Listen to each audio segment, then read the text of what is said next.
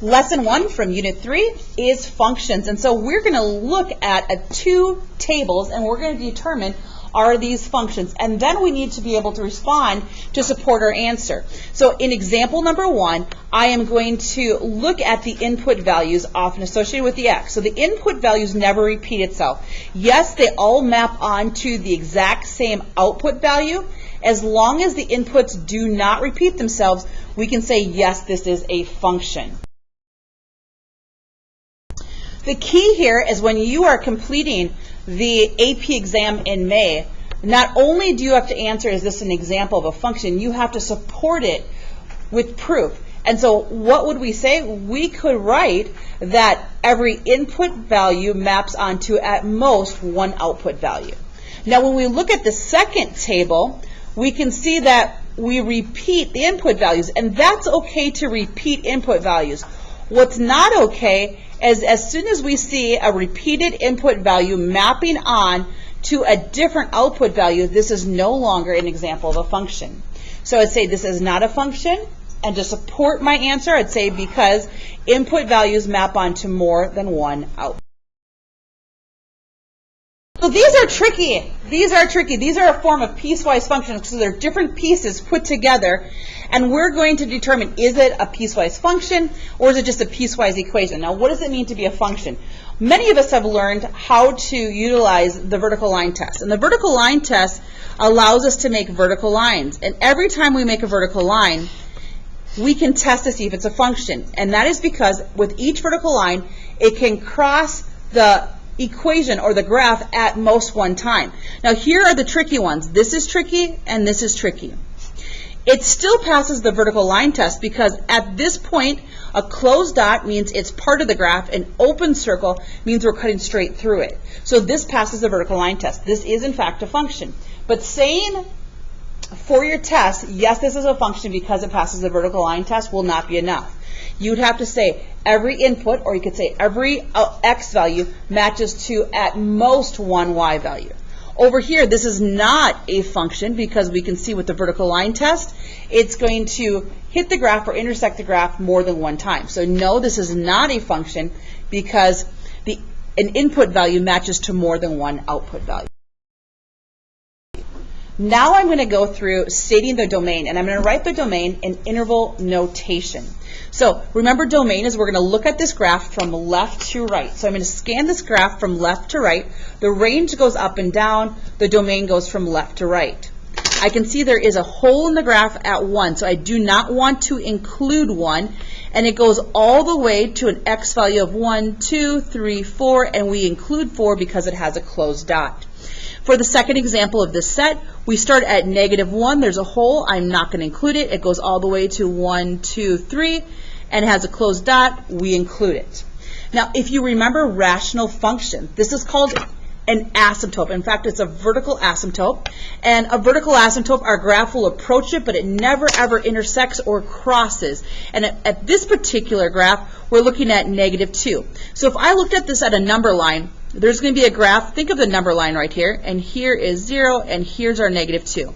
We're going to go all the way. There's going to be a function all the way up to -2, but there's nothing at -2, and then it's going to be after you cross over -2, it's going to be all the way to the right. So it's to the left and the right of -2, but we never actually include -2 as an input value. How do we write that? It comes from the far left. It goes all the way up to -2. We do not include it, and then we go after -2 all the way to the right. If we included it, it's a bracket. If we don't include it, it's going to be parentheses. Those small details matter. Let's look at the next one. I'm going to first look at my vertical asymptotes.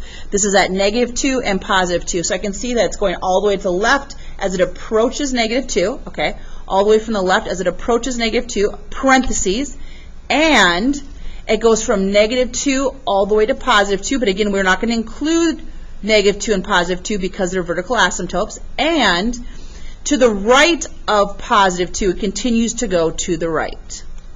Let's look at this next one. So how do you go about writing this? First, you decide where does it start. It starts at -4. Now, in comparison to the first two examples of this set, I had open circles. Here I have a closed dot, so I'm going to include it, and then it continues to move to the right with no limit. You're going to notice that anytime we make the symbol of a negative or a positive, an infinity symbol, we will always use parentheses. This symbol is not a number. It represents a direction, an ongoing direction. Positive infinity is to the right, and negative infinity is to the left. Let's look at the last 5 examples from this set. So we're always going to go from left to right. So it goes to negative infinity, all the way up to an x value of negative 1. Notice there's a hole. And it starts at 1, 2, 3, and it goes all the way to the right. Now, I purposely made a mistake in example number 6. Turn to your partner, raise your hand when you and your partner see the mistake I made. Ready, get set, and go. I made a mistake. What should I have done? Hands up high if you see it. I won't call on you. Okay? Does everybody see this closed dot here? I need to represent that with a bracket. We include that. Okay, now in this one, if I look at the x values and I go from left to right, the only place these arrows mean that as it goes to the left, it'll continue to go down, and as it goes to the right, it'll continue to go up. The only place that we don't see an input value is at this hole. So let's figure out where that hole occurs. 1, 2, 3, 4. Okay, so it goes from negative infinity all the way to negative 4. We don't include it because there's a hole. And then it goes from negative 4 all the way to positive infinity. Make sure that I can see, is this a parenthesis or bracket you're writing down? In my 7th example, I can see that as it moves to the left, it's going to go up diagonally to the left. As it moves to the right, it's going to go up diagonally to the right. So there's no limit as I look at this from left to right. It's going to continue to go up to the left and up to the right. We represent with that with negative infinity to positive infinity. Once again, infinities, whether they're positive or negative, will always have parentheses, and we write this from least to greatest in order, from least to greatest. Doing the last 2 problems, students in class that are with me have already attempted this with your partner. From left to right, we can see this arrow means it's going to keep going to the left. It does not stop. So from negative infinity all the way up until it approaches this vertical asymptote. We don't care about the horizontal asymptotes with domain. So all the way up until it approaches this vertical asymptote of negative 2, we can see there's going to be no input value of negative 2, so it is a parenthesis, and then it goes from negative 2 to positive infinity. Let's look at the last one.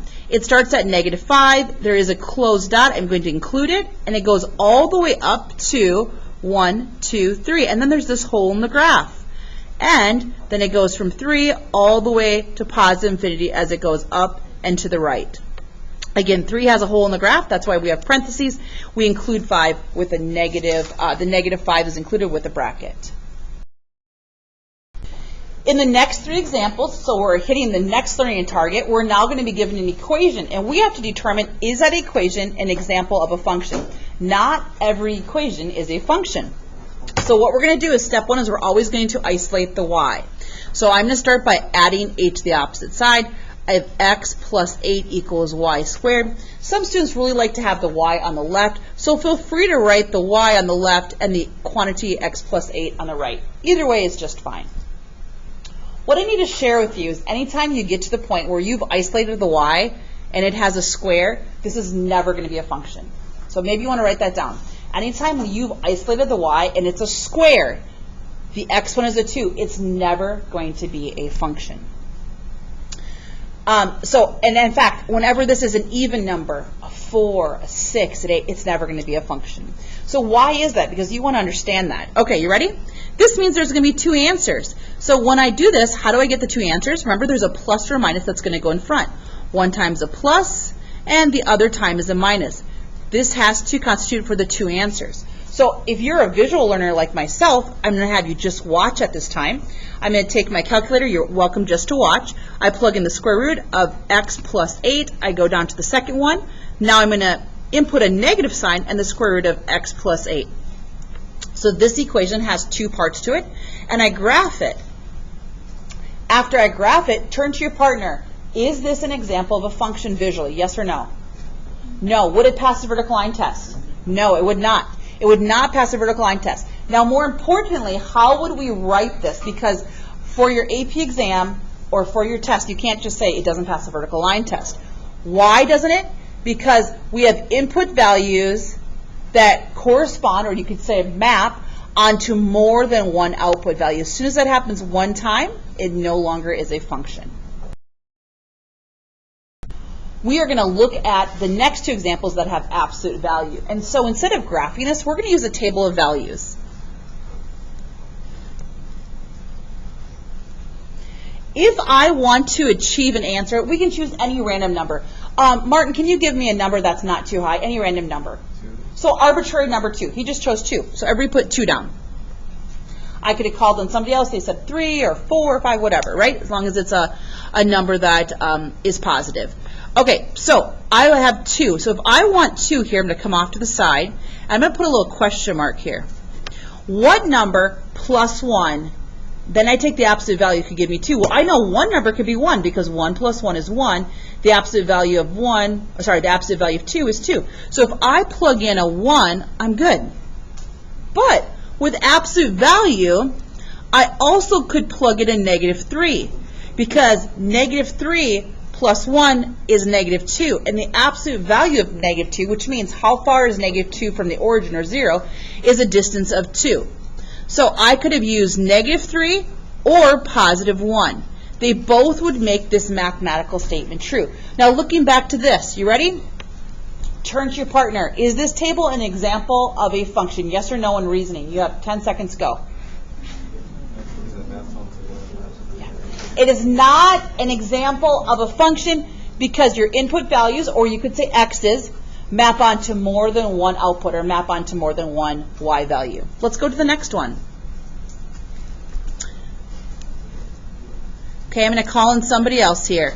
We need to think of 2 numbers that subtract to give us 10. Zarelli, can you come up with 2 random numbers that subtract to give you positive 10?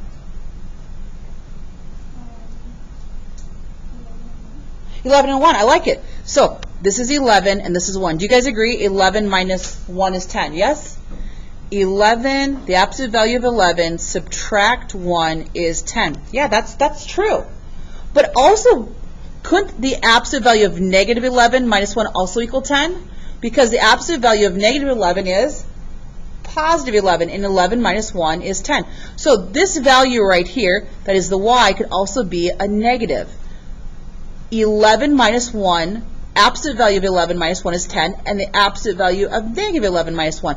Is this an example of a function? Is this table an example of a function? Yes or no? No. Why? Because we have an input value that's repeated, and it maps on to more than one output value. The last learning objective, we're going to practice plugging in functions and then identifying the domain. Let's get started. So the key here is that when you plug this in, you're going to put parentheses around the numerator and the denominator. Everybody go up to y equals x plus 3 in parentheses divided by parentheses x minus 1. Good. Let's go zoom standard. So that means zoom 6, and I'm looking at this. All right. By the way, we never want the denominator to equal 0. So we would be in trouble if x equals 1 because 1 minus 1 is 0. So I never want x equal 1. And look at here. If I could take a highlighter, we can see that there is a hidden vertical asymptote at 1. So how do I write the domain of this? The domain, it comes from the far left. It goes all the way up and approaches 1, but it never actually includes 1. We can see we never want x equal to 1. And then it goes from 1 to positive infinity. This is the domain of this function. Let's look at the next function.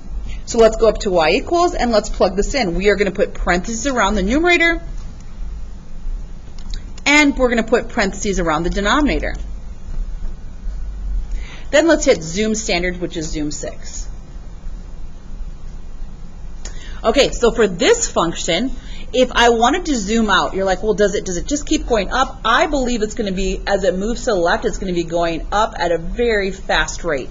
I can zoom this out and go down to like negative 50 just to make sure I'm seeing this. And we can see it, oops, we can see it keeps going here. Or I think there's actually going to be a vertical asymptote at negative 1. Why do I believe that? Because just like the last example, if I took x plus 1 and I set it equal to 0, and I solved, I'm like, uh-oh, we're in trouble if x equals negative 1. Now, how can we test that to make sure that the theory is correct? Can everybody go second, calculate value, and type in negative 1?